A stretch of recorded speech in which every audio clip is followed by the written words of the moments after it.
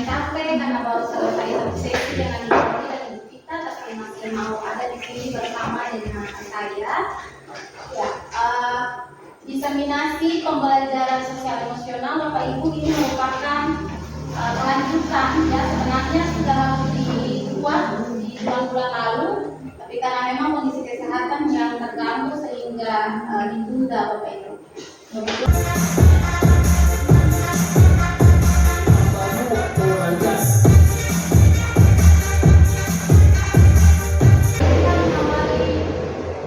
Kegiatan hari ini mungkin hanya 20 menit, semoga dengan satu kalimat pendek yang disampaikan oleh Bapak Presiden. Perubahan adalah hal yang sulit dan penuh ketidaknyamanan. Namun perubahan tidak dapat dimulai dari atas. Semuanya berawal dan berakhir dari guru. Jangan menunggu aba-aba, jangan menunggu perintah. Ambillah langkah pertama. Iya. Apa itu pembelajaran sosial emosional? Pembelajaran sosial emosional ini bukan sesuatu yang baru sebenarnya. Kita yakin dan percaya ada di antara Bapak Ibu yang sudah lebih lama malah membuana di dunia pendidikan, ada di kelas bersama murid dan mengecap berbagai perkembangan pendidikan hingga saat ini ada di kurikulum Merdeka. Ya, hanya saja mungkin kita semua banyak yang belum menyadari apa yang kita lakukan itu, jadi bukan tidak pernah dilakukan. Pada kurikulum 13 pun ada elemen-elemen dari pembelajaran sosial emosional ini telah kita lakukan. Nah, pembelajaran sosial emosional itu pembelajaran yang dilakukan secara kolaboratif oleh seluruh komunitas sekolah.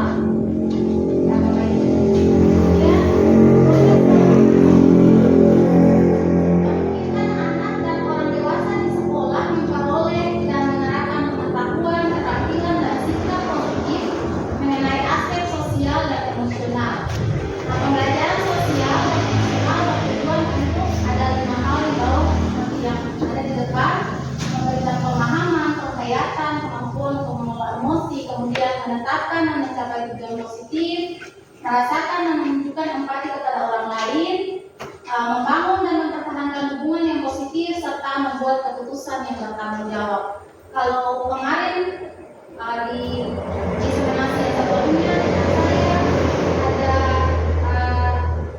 budaya positif, maka semua hal ini merupakan satu tali yang berkesinambungan seperti itu Bapak Ibu. Nah, kapan kita dapat melakukan pembelajaran sosial emosional?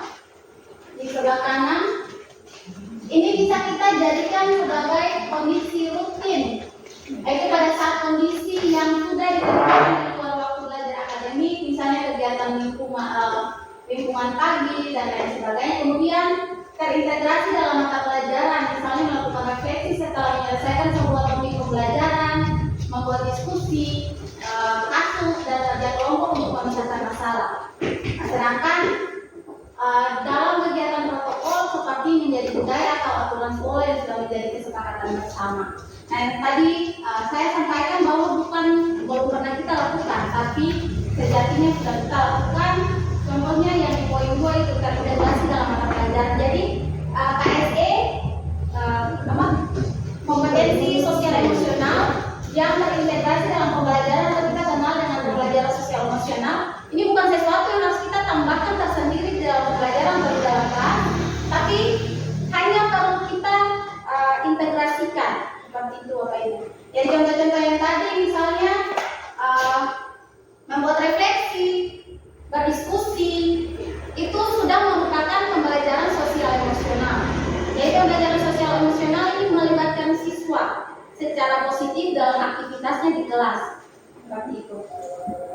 Kemudian di dalam pembelajaran sosial emosional ada kita kenal dengan mindfulness. Ini istilah mungkin sudah sering kita dengar. Jadi mindfulness itu kesadaran penuh. Jadi ketika melaksanakan sesuatu itu benar-benar didasarkan pada kesadaran penuh. Seperti itu Bapak Ibu.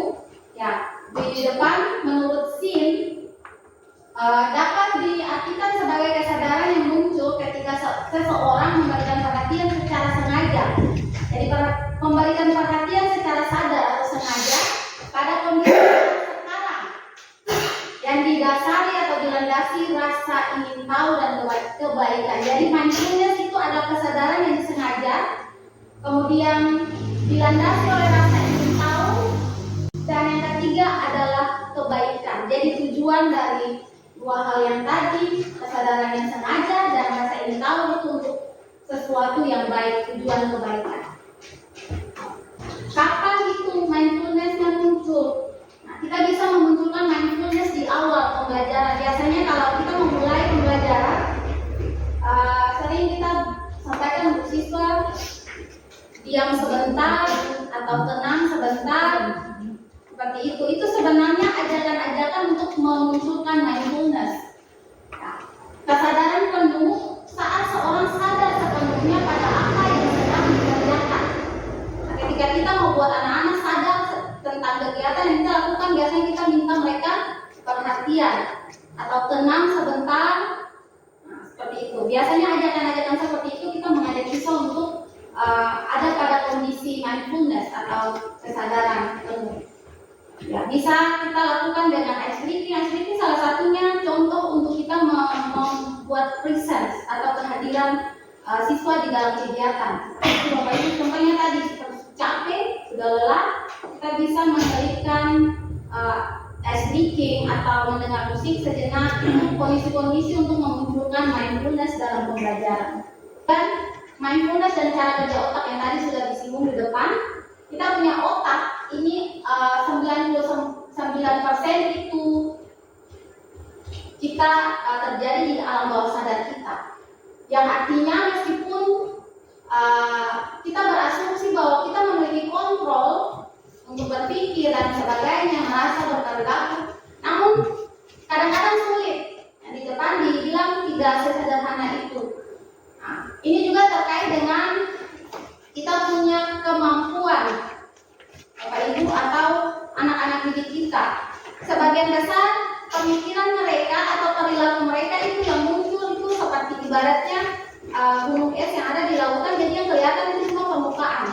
Jadi kalau yang sana 99% yang kelihatan cuma satu, lebih banyak yang tersembunyi, entah emosinya, entah perilakunya, atau entah skill, bakat, minat.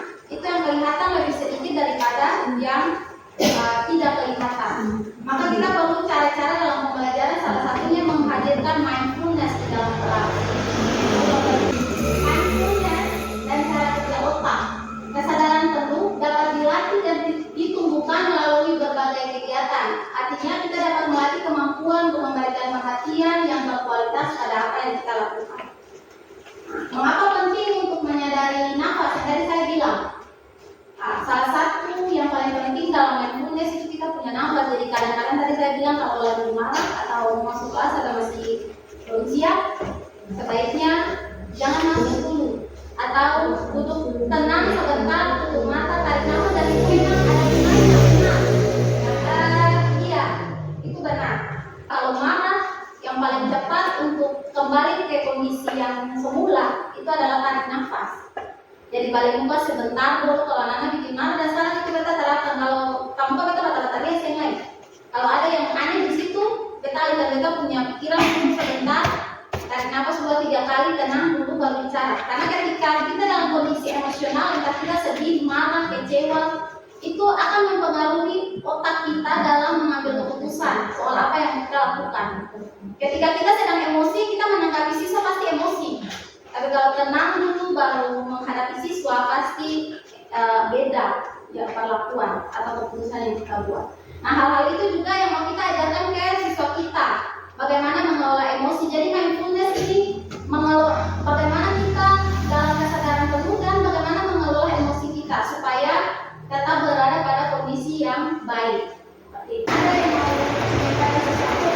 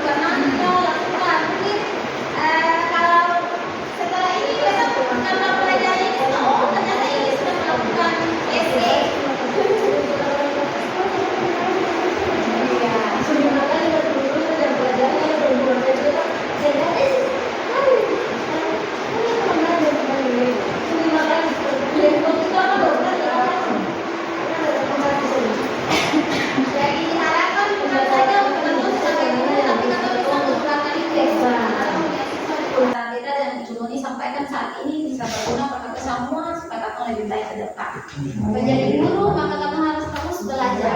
Walaupun sudah mengajar. Baik, terima kasih untuk sama punya kebersamaan. Saatnya